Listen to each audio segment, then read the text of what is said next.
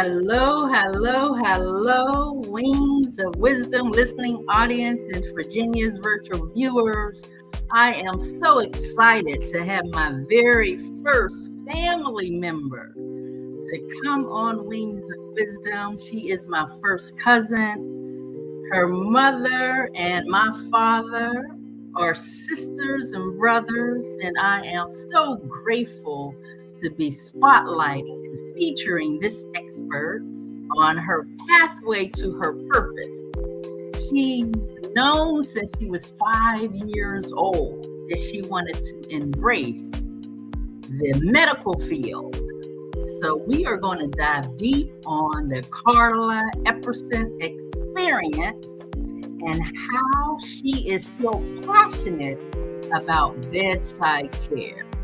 So Carla, give Virginia's virtual viewers a little backdrop of your bio, and also I want to emphasize first on who or what inspired you to embrace the medical field, and after 35 years, you are still passionate and compassionate about bedside care. Well, first of all, Virginia, I want to thank you. I want to thank God for this opportunity, you and the Lord for this opportunity. I know when we first spoke, it was not the right time, but like as I shared with you what's been going on from the first time you reached out to me till today, that God's timing is the right timing. A little bit of background on me. I am a registered nurse for 36 years. I started out as a diploma nurse. So those individuals that are transitioning into being an RN or financially may not can afford college or associate degrees or baccalaureate degrees, it's okay to do a diploma nursing. Shadyside Hospital School of Nursing was good to me. That's where I got my first diploma in nursing. I started out, first of all, as a tray girl.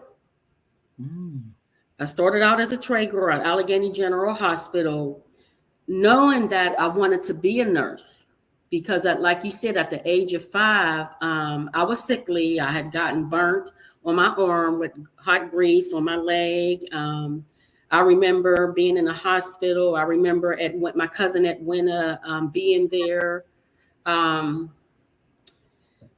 And it was a long journey. I remember my parents taking me to the hospital together. Both my father and my mother had taken me to the hospital. But that care, when I reflect and talk to family members, my one aunt Dawn told me that she remembers me as a child always being the one that's caring for other people, always caring, taking on other people's burdens. I didn't even realize that. But my aunt Dawn had shared that with me about 2 or 3 years ago. But through that process, at the age of 5, in high school, in my high school yearbook, it's noted that I wanted to go to the University of Pittsburgh to become a registered nurse. Ultimately, I did accomplish that goal. However, it was not straightforward. Like I said, when I graduated from high school, I went to Carlow College, thought I was making a lot of money as a nursing assistant. I thought I was making a lot of money as a nursing assistant. And as I was sitting here seeing the nurses, work as nurses, take care of the patients, I was like, I got to do this. So that inspired me to go back and get my RN diploma. And I got my RN diploma. Then I went on to work at Allegheny General Hospital as a nurse. And Betty, I can't remember Betty's name, but she was an RN, and she was a home care nurse, home care case manager, home care nurse. And I told her what my aspirations were. I told her that I wanted to get into I wanted to get into leadership. She said, go back and get your BSN. And those words from Miss Betty encouraged me to do that. I went on and got my BSc. And along the way, I can tell you, when you are pursuing God's purpose, He's going to put people in your path.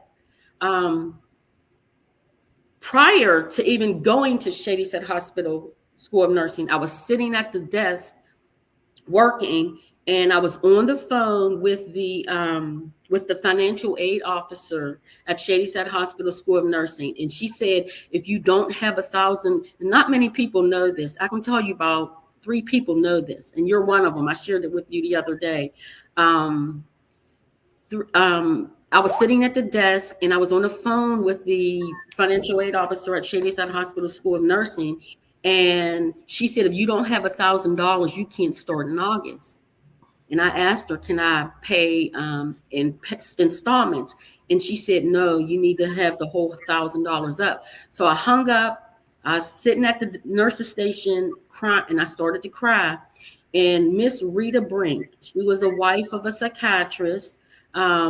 She was a part-time nurse, an older nurse who had been a nurse for over 30 years as well at that time. And I think about her all the time because she helped me. She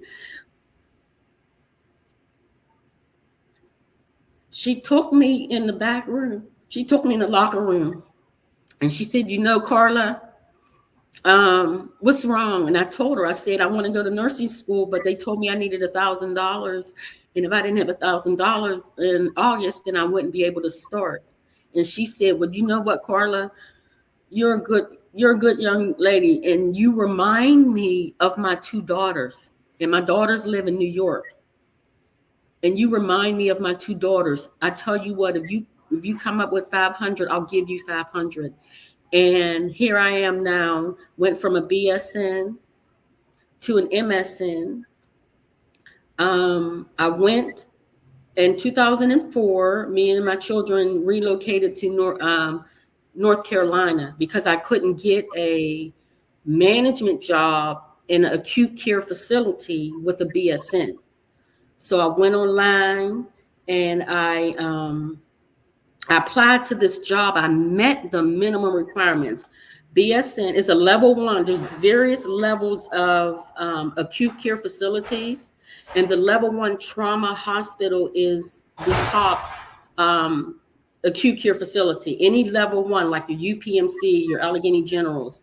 So I applied to a level 1 trauma hospital in North Carolina. I met the minimum requirements, BSN, a year of management experience. And what I had did was although I was still working at Allegheny General, I decreased my hours to per diem as needed. And I took a management job in a long-term care facility in Shadyside. And so once I had got that year experience, and the minimum requirements that I needed to apply for that job was 1 year of management experience, a BSN, as well as geriatric experience. And so I applied. Not only did I apply online, this was before we left for North Carolina. I had applied online, plus I printed off my application, my resume, and I FedExed it overnight. And so about 2 weeks went by, and because I didn't hear anything, so my brother-in-law, Dale Shaw, is in his business acumen, and so I called him, and I said, Dale, do you think I should follow up on this application? He said, oh, absolutely. Absolutely. So I followed up on the application. And I'm going to tell you, when you're in God's purpose, it all works out. I start getting things in order, putting my house on the market. Now, grant you, I didn't share this information with you, Virginia, but I didn't have, I was still in the interview process. I put my house on the market. I gave everything away in my house, and everything. I had just bought like $6,000 worth of new furniture. kids' bedroom set, my bedroom set, dinette set. The Lord said, showed me individuals who needed those items. I would have just gave them to the Goodwill. But the Lord said, give them to this person, give it to that person. And every single individual that I gave the furniture to needed it. And I Wow. share this story about my bedroom set because I met a nurse at one of the nursing homes that I was working at. And when I told her that the Lord was leading me to North Carolina, she told me, "Oh, my daughter just went to Charlotte." She hooked me and her daughter up. Me and her daughter start talking on the phone. And I said, and a very spiritual, very God-fearing woman, young lady. We were talking one day, and I said, this was the last bit of furniture that I needed to get rid of was my bedroom set. And it was huge. I was telling her, I said, I got one last thing to give away, to get rid of, or else I just got to leave it in the house. And I said, I'm selling my home. She said, Carla, I know someone who needs it. And I was like, she was like, yeah, my mother's been sleeping on a couch for years because she's she's taking care of other people. I said, have her get in contact with my brother and go get it. She can have it. And it was a brand new bedroom set. So that was the last piece of furniture that I needed to get rid of.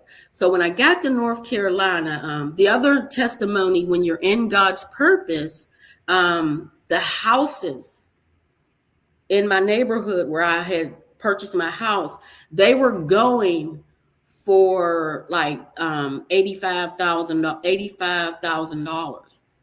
And I told the realtor, she said, well, this is what your home is going for. So you might want to, in this area, so you might want to put it up just a little. I said, well, the Lord told me to put it up. It was over 100 that I told her that it was 115,000. I said, I want to put my home on the market for 115,000. And she was like, well, it's your home. You can put it on the market for whatever you want.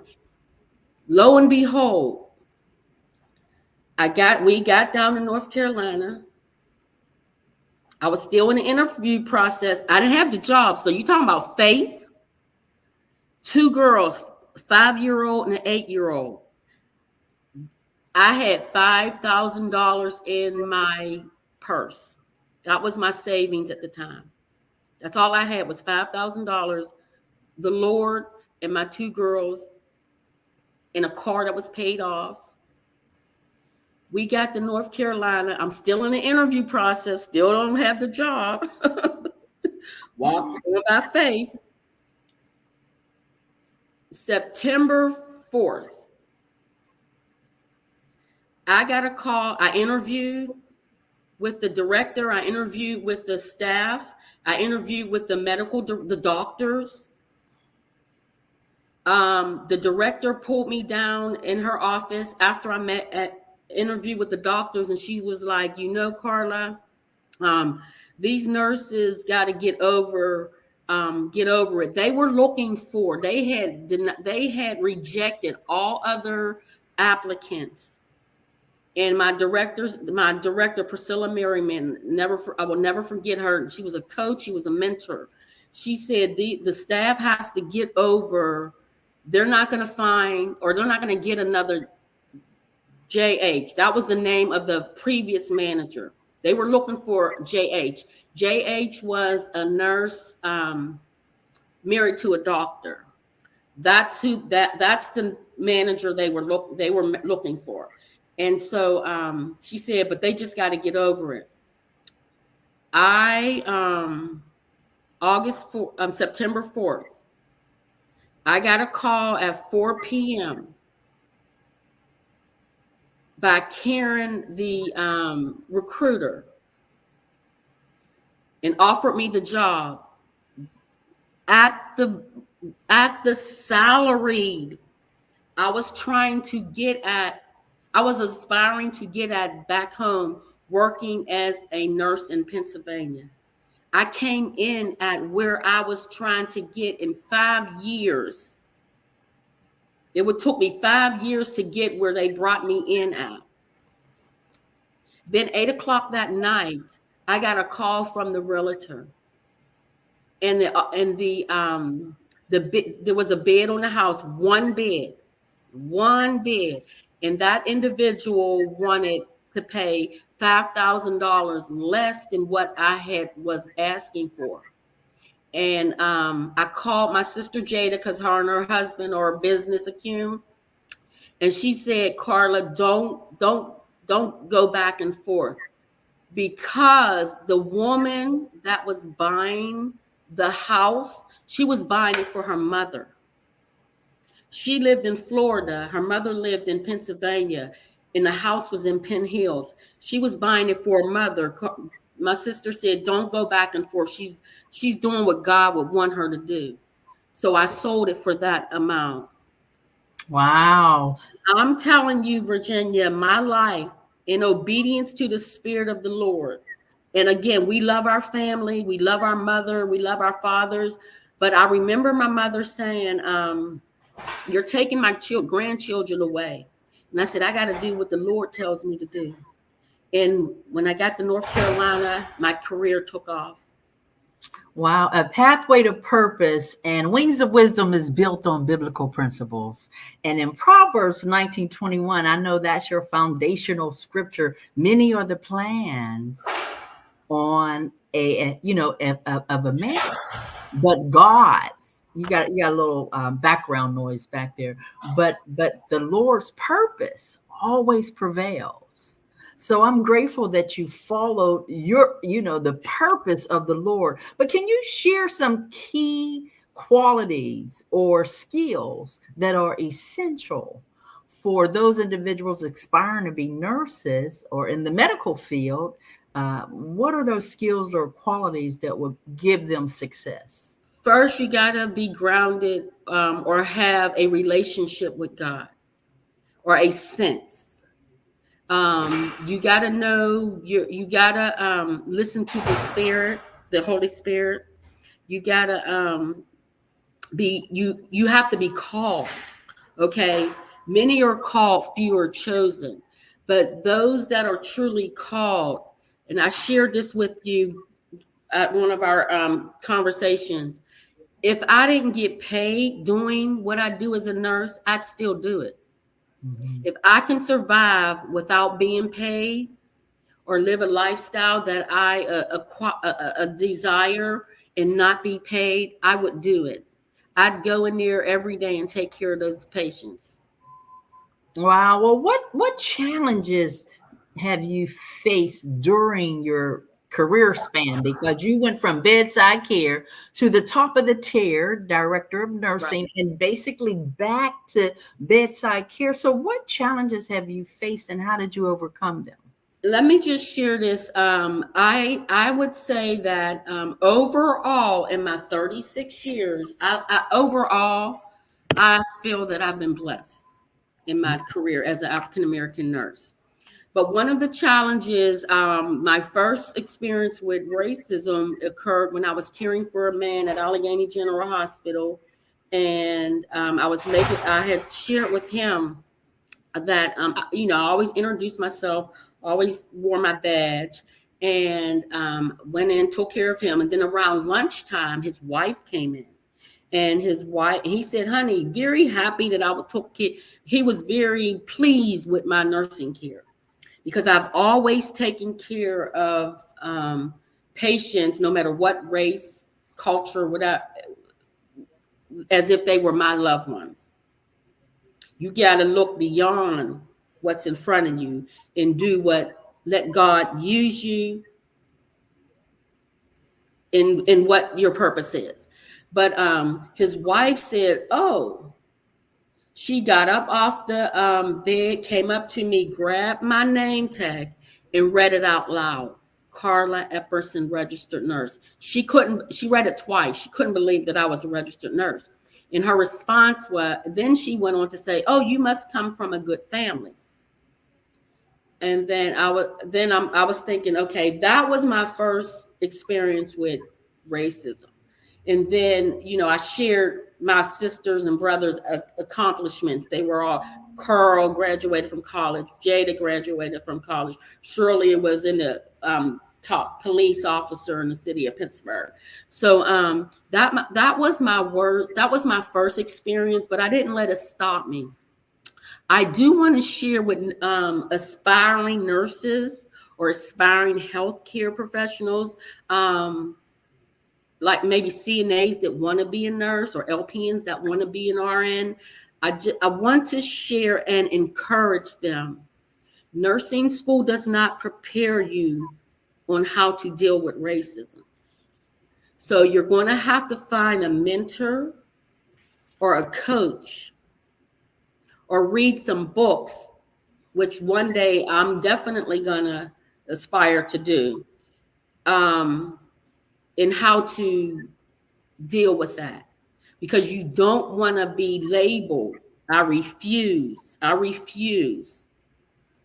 to allow anyone to label me as the angry Black nurse. I will not allow that. I will not do that to myself, my profession, or my race. I share this quote: don't respond, don't engage, and don't be provoked. It's okay to walk away. It is okay to walk away. Don't respond, don't engage, and don't allow anyone to provoke you. And that is colleagues, physicians, patients, ancillary personnel in the hospital.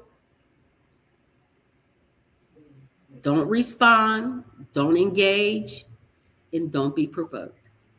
Yes, and I love your motto when you said, go where you are celebrated, not where you are tolerated. So that is the key too. And with mentorship, I had a mentor that mentored me, and she was been in the medical field for over 40 years, and she's a life coach. And her name is Miss Jacelyn Blankenship, and she helped lay the foundation for traveling nurses. So can you share the benefits and also the challenges of becoming a traveling nurse? Because I know you've embraced that as well. Yeah. One other challenge, when you say some of the challenges as it relates to my career, you encounter family challenges as well. So those challenges is where you need to get on your knees and pray. I had to get on my knees and pray. My daughter, briefly, during my transitioned from North Carolina, I moved on to California. Moved on to California. And I want to share this real quick, and then I want you to repeat that question, Virginia. But I think it's important for me to share this as well, because when you're in your purpose, there's peace, there's prosperity, there's finances, there's calmness, and there's joy. When you're out of your purpose, there's chaos, confusion, complaining, fear, which is crippling, bondage. And I want to share this. I think it's important for me to share this because this was a change. This was a transition from my purpose to Carla's desire. And that caused all those negative items that I listed, particularly fear. But the whole time, that's when I went to California out of my purpose. He sent me to North Carolina, but I wanted to go pursuing my purpose, because you can make, as a nurse, as a traveling nurse, you can make lots of money as a nurse in California. And I was out of my purpose. But glory to God, I didn't miss a mortgage payment. My rent was more than my mortgage payment. I didn't miss a mortgage payment. He still was my provider. but there was a lot of fear living in California. So when you're out of your purpose,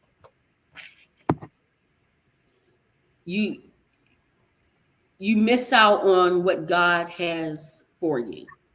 And that is joy, love, peace, patience, finances, and all that. I had the finances, but it wasn't where I would have been in his purpose.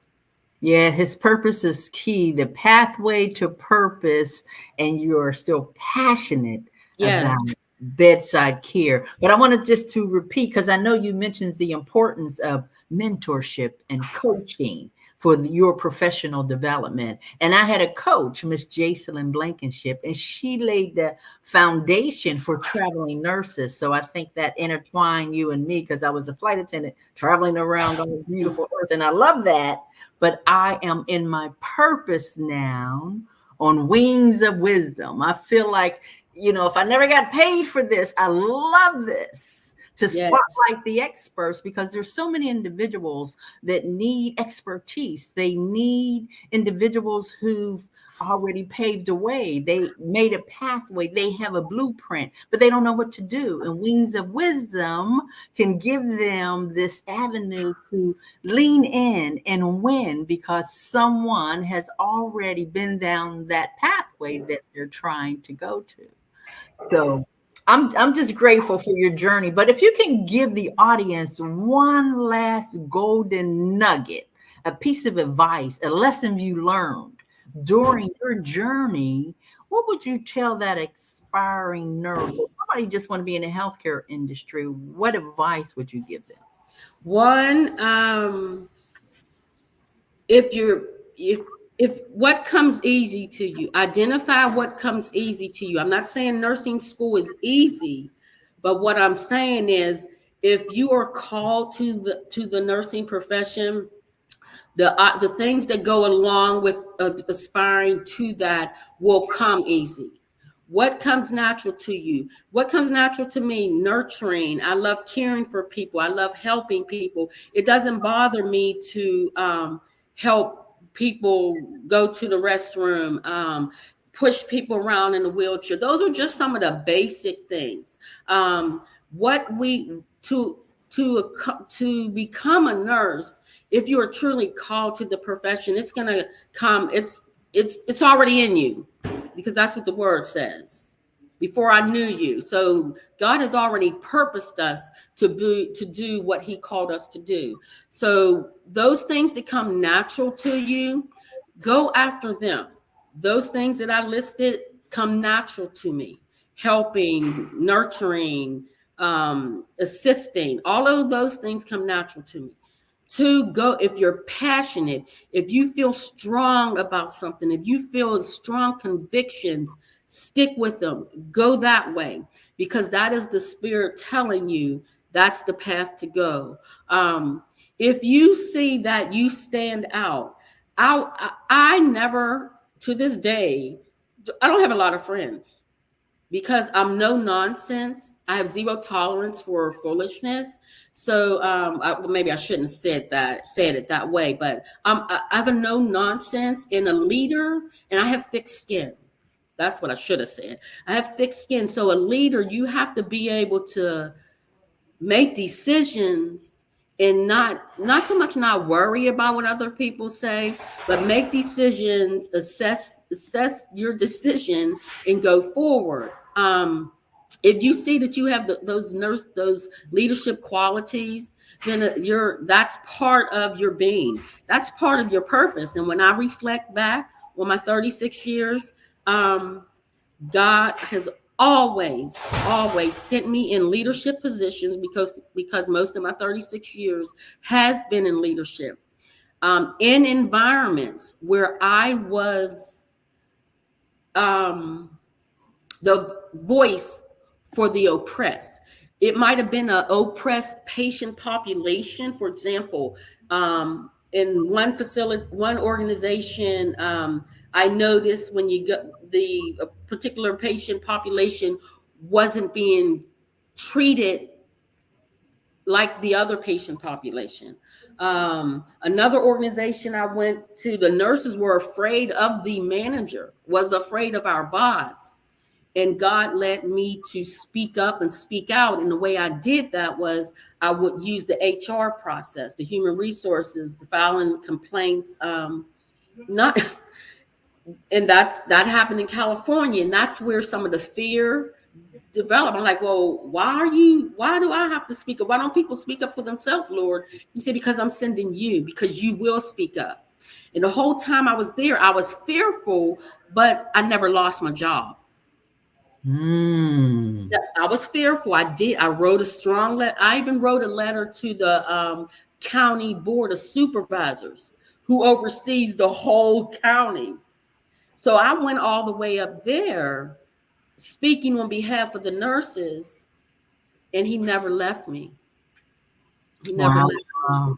Wow. There's brilliance in the bloodline, ladies and gentlemen. There's brilliance in the bloodline. I am so excited to have my first cousin, Carla Epperson on. And if you want to actually get in touch with her, her email is there, epperson2016@gmail.com. There's so much more to unravel because you taught at the HBCU colleges. And that was powerful. How did that impact the lives of your student and yourself? Quickly, as a nurse instructor, I had a mentor, and God had angels over me. I went there with an MBA, my master's in business administration. But when I was invited to apply, I applied, got hired, and was told I can teach. But when I got there, I was told I needed a master's in nursing to teach or take the students to clinical. So Dr. Harris, the dean at the time, the chair at the time, encouraged me to go back and get my MSN. I did it in 18 months, a year and a half. And I was able to teach in the classroom as an associate professor and take students to the clinical site. Now, the HBCU experience, historically Black colleges and university, that was the most fulfilling nursing job that I had. Not only did I deposit into, and I'll share this, some of those nurses are doctorate of nursing. So many of them have their master's degrees. And when I see them on Facebook, some of them are traveler nurses. Some of them are traveling the world. Have a young lady, Kira Moore. She's right now, the last I seen her on Facebook, she's in Japan. But just to see the young women, men and women that I deposited in, be successful in the profession of nursing is just a true blessing. Yes, that's powerful. Go ahead. I went back to North Carolina to check on my home, and I was going into Lowe's, and a young man and a little child, it was a young little girl, and it was a young man, said, Ms. Epperson. And I was like, yes. And he was like, you remember me? And I said, I apologize. I don't remember you. He was like, you were my professor at North Carolina Central. And I was like, okay. I was like, I'm sorry. But I said, I'm sorry, I don't remember you. But he was like, you gave me, he was like, I'll never forget you, Ms. Epperson. He said, you gave me a book to practice my NCLEX. And he said, when you would stand in front of the classroom and teach, it was like you were preaching, Ms. Epperson. Wow. The young man told me that. He said, and he said, in that book you gave me, he said, I still have it. I lend it out to other aspiring nurses. He said, but I asked them for it back because you gave it to me, Ms. Epperson. And when I'll never forget that experience in Lowe's in Cary, North Carolina. That's amazing. Yeah, I know that you is going to embrace the online space as well. So you have an LLC. So just speak a little bit about your scrubs and all of your accessories, and that's something. Well, my two daughters are married and on with their lives. So I decided maybe I'll develop a hobby And so I was driving at 885 in San Jose, California, going to Fremont, California, going home, and something and on my heart, it was like, well, why don't you sell scrubs? Nursing medical scrubs. And I was like, well, yeah, I've been in nursing scrubs for, at the time, it was maybe like 31 years. So, well, maybe I'll sell nursing scrubs. But when I started out as a hobby, it takes more than a hobby selling scrubs online, medical scrubs online. However, it takes more than it being a hobby. So my passion again is the bedside nursing, and I have not given up that time to invest in the scrub business like I should, but I'm getting back on track. And it's called Zen Health Scrubs. Yes, I have it scrolling here. Zen, Z-E-N, Z like zebra, E-N, healthscrubs.com. So, Carla, once again, I can say there's brilliance in the blood, and there's nothing like the blood of Jesus who died for us on Calvary's cross so that we may journey through our pathway on our purpose to everlasting life. And he says, it is your time to leave this beautiful earth. So I am so grateful that we were able to come together. And ladies and gentlemen, girls and boys, now is the time to share on your electronic toys if this was value to you. And if you are aspiring to be in the medical field, or if you are in the medical field, there's certain skills, qualities that you need, but you first have to be connected with your master. And yes, he definitely will lead, guide, direct. Yes. Yes. Proverbs 3:5. Trust in the Lord with all of your heart. Lean not unto your own understanding. And in all thy ways acknowledge him, and he shall direct your path. Absolutely. I'm so grateful. And I want you to share the broadcast, ladies and gentlemen. We're grateful that you were able to lean in and win. Have a wonderful, wonderful, wonderful Wednesday.